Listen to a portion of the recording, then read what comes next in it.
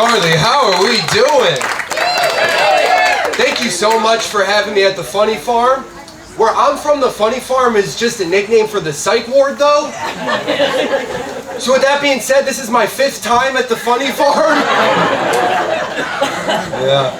News has been crazy lately. A lot of people dying in the news. Even the local news where I'm from in Scranton. We have a serial killer going around, killing people by bludgeoning them to death with a rock. I've been carrying paper to defend myself. Thank you. The victim was scissors. Yes. Yeah, I'm from Scranton. Are we familiar? Do we know Scranton here? Cool. Every time people hear I'm from Scranton, they say the same thing to me, right? That's where the office is from, right? As someone who's from Scranton and lives in Scranton, I can tell you that show is not based on the real Scranton at all. The people on the show have jobs. I must have missed the episode where Jim goes on unemployment. That doesn't happen in the show, people. Scranton's an interesting place. You know how like big cities have murals of famous people that did like cool shit in their city? We have a mural of Dwight Schrute downtown. That is the most famous person from Scranton, people. I saw a homeless guy take a shit in Dwight's pocket the other day. Let me just tell you, you have to be a certain type of person to take a fictional character like that and glorify them, make big murals of them. You'd have to be Catholic. I realize that's a controversial punchline for me to make, but Scranton's a controversial place. You guys may not know this because you're from far away, but a couple of years ago, they took one of our highways and they changed the name of it. Does this ring a bell to anyone? Yeah. Okay, good, cool. Let me explain for everyone else.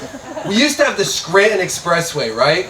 Till they changed it to the Joe Biden Expressway.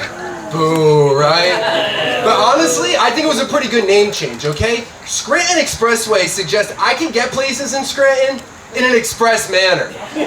That is not the case. That highway is slow, it is confusing, there's always something wrong with it. It's a lot like Joe Biden. So I think it was a pretty good name change, I do. Yes. I'm trying to find better hobbies outside of stand-up comedy. I don't think this is really progressing me as like a person spiritually. So I'm getting into other stuff. Recently I started pranking my grandmother. I understand that sounds bad, but don't worry. She's like 90. She has dementia. She doesn't remember any of it. It's fine. It's fine. What my mom doesn't know doesn't matter. One of my favorite pranks I like getting her with, though, is sometimes when she's watching TV, real quick when she's not paying attention, I change the language of what she's watching to Spanish. And when she finally notices and she asks me what's wrong with the TV, I look at her dead in the face so serious and I say, "No sé, abuela, te crees por mí, oh? ¿Qué es tu problema, grandma? Abuela?" Just watch her brain melt out of her ears. I can do it in 7 different languages. What I'm saying is I'm on Duolingo a lot, just to get my grandma. Another one I like to get her with is she has one of those life alert pendants. I'm sure you guys have seen the commercials or may even be wearing one right now based on the crowd. I'm young, what are you gonna do about it? No, she has one of those necklaces, right? It's a necklace, he has a button on it. God forbid she falls and I'm not there to pick her up. Emergency services will come and like drag her back into her chair or whatever. It's a really good peace of mind for me. With that being said, I changed the number that it connects to one of those phone sex hotlines. They say that they're coming, but no one shows up! That service sucks! And it blows. Yeah, I'm bad. My grandma has a new favorite TV show she's been watching. It's called the Pluto TV home screen. Hours. She will sit and watch this thing go around for hours. Until I finally come in and see what she's doing, and I'm like, "Grandma, is this a new episode?" I haven't seen this one yet.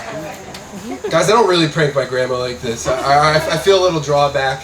I've always been a bad kid like that, though, ever since I was younger. I was 13 years old when I lost my virginity. True story. I was at my girlfriend's house, and she's like, "Ryan, my parents aren't going to be home for 10 minutes. We could get this done." I'm like, "Babe, I only need 5. Folks, that lasted 1 minute, okay? That's like an Olympic sprint for a 13-year-old. As soon as I finished up, we heard a car pulling up. We thought it was her parents coming home, but even worse, it was her older brother, and he's a local police officer. I never met the gentleman, so I'm fucking nervous. We started trying to put our clothes on real quick, but we're messing up. I accidentally put her panties on. She accidentally had my panties on. It was a mess. Finally, he comes in the house. We have all of our clothes on, and I never met the gentleman, so I'm like, hello, officer, nice to meet you. Back to blue, or whatever you say to a cop. And I thought it was going well until he noticed out of the corner of his eye the used condom I whipped in the corner.